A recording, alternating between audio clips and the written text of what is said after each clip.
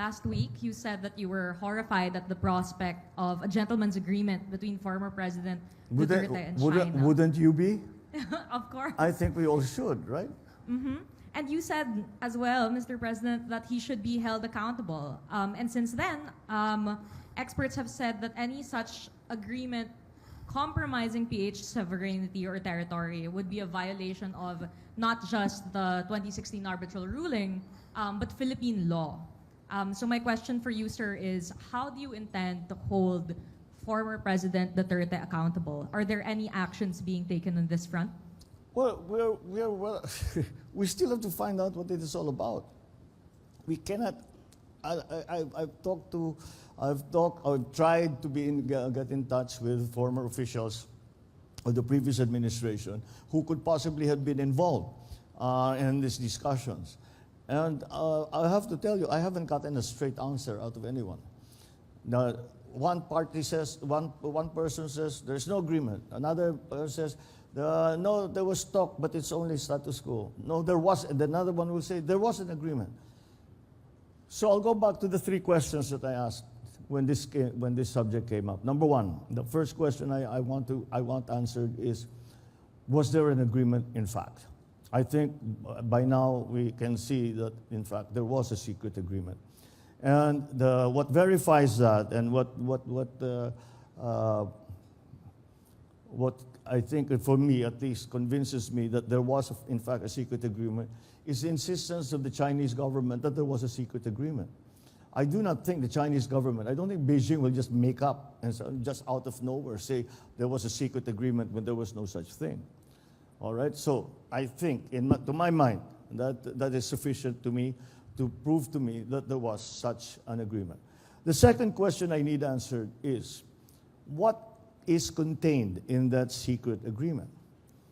What did we agree to? And why did we agree to that? What exactly is it that we compromised? Number two. Number three, and this is a critical question, why did you keep it secret?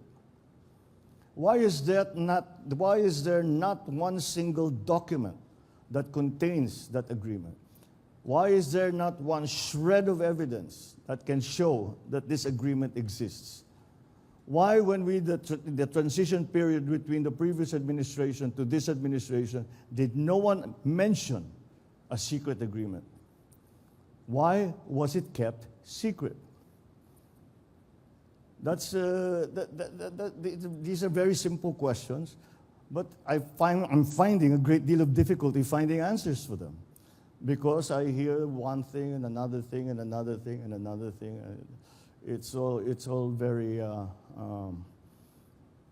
maraming palusot. In other words, I don't know how to translate that in English, but maraming palusot. Let me add a fourth question to that, Mr. President. What happens if you find out that there might be a legal liability on the part of former President I cannot Duterte? see how there could possibly be a legal liability. There is no evidence of any agreement. Okay.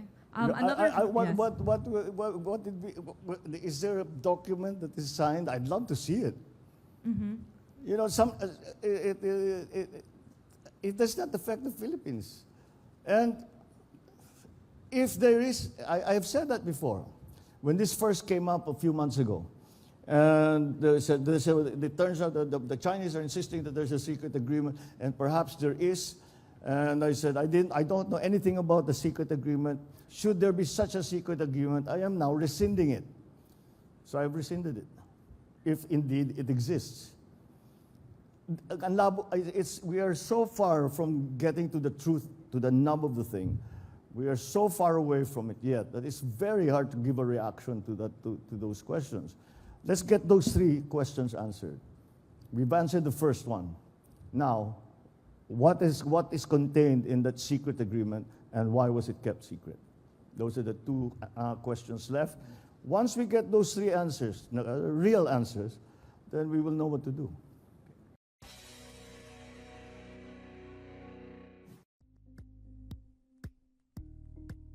Thank you for watching Politiko TV. Please like and subscribe to our channel for more videos.